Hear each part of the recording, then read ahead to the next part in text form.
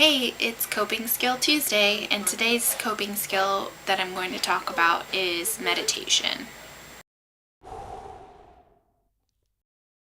Meditation, what is it? So, according to a dictionary sort of definition, they kind of talk about training the mind, focus, that sort of thing. But I'd say it's the practice of training the mind to focus in order to find peace, calm, concentration, that sort of thing. The point is to help stay present in the moment. It can help bring calm to panic and stress and anxiety moments that are really can be overwhelming. And I think with meditation, sometimes the focus is one's breath. It can also be maybe a picture, a thought, a quotation, even just whatever's going on around you at the time. So meditation, pretty simple. To engaging with the coping skill. First, there's high anxiety, super duper high anxiety. Something on a scale from 1 to 100, 85 plus. There's finding time and space to practice meditation, and then there's the obstacle of getting out of the habit, not regularly practicing. So in terms of overcoming the obstacles, so high anxiety can limit the access to meditation. If I'm too anxious, I can't listen to things, so no guided meditations. I might be crawling out of my skin, so that's a no-go. So I can't sit still. There's, I'm just completely overwhelmed that I just don't even think of it meant to practice the meditation at the time. So in those moments, I have to kind of go to my emergency plans of, is this a moment that requires maybe some prescribed medication? Maybe I need to get myself into a place that's relaxing, it's a safe place, something that feels good for me. Maybe there's other things that are going to immediately, directly impact my anxiety levels, whereas meditation is going to take a little bit of time. So, meditation would be something that I would engage with after I've kind of taken the taken the anxiety down a notch. So, in regards to, not having the time or the space, there are two specific times that I know I'm guaranteed to have the opportunity to meditate. There's right after I wake up and right before I go to bed. I can guarantee myself 5 minutes in both of those situations.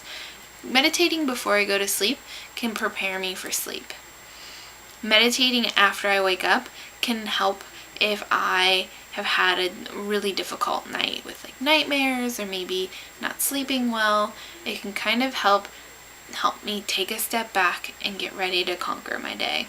There's also walking meditation. So if I'm walking to work, if I'm walking to the grocery store, maybe I'm just taking my dog out for a walk, those are all great moments to put a pair of headphones in and listen to a guided meditation of some sort, especially a walking meditation. Those can be really fun. And then in terms of space, I think my bedroom, definitely a guaranteed place where I can meditate. Putting in headphones, guaranteed space. Sometimes I get out of the habit of practicing regularly. And one of the things I have to remember is to be gentle with myself. If I get out of the habit, I have to sort of take a step back and go, okay, I'm noticing I'm not practicing meditation. So I'm going to set an intention tonight to meditate. And I also have to add on that if I meditate, it's no big deal. If I don't meditate, it's no big deal. And sometimes that's a big pill to swallow, but that is really an important aspect of me being able to get back on the train to regularly practicing. So that last piece adds an element for me to be able to remove judgment of myself for not meditating regularly. So rating the coping skill.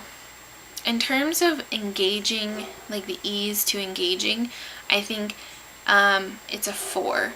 High anxiety is a really big obstacle, and it can limit the ease with which I can engage with the coping skill. So 4. Overcoming the obstacles.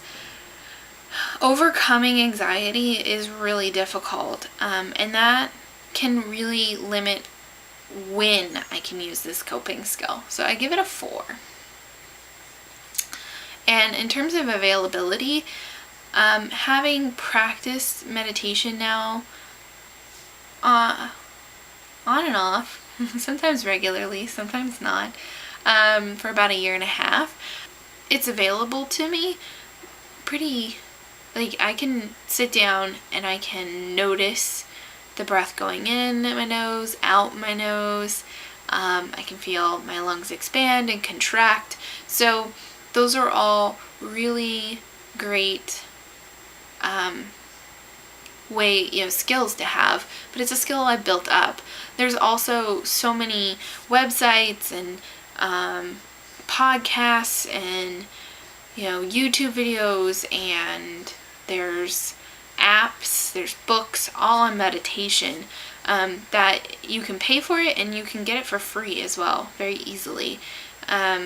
And just kind of knowing that the basics of it is to sort of rest the mind on one thing and allow that to kind of find a comfortable space is difficult, but even if you do it for like 3 breaths, you've meditated.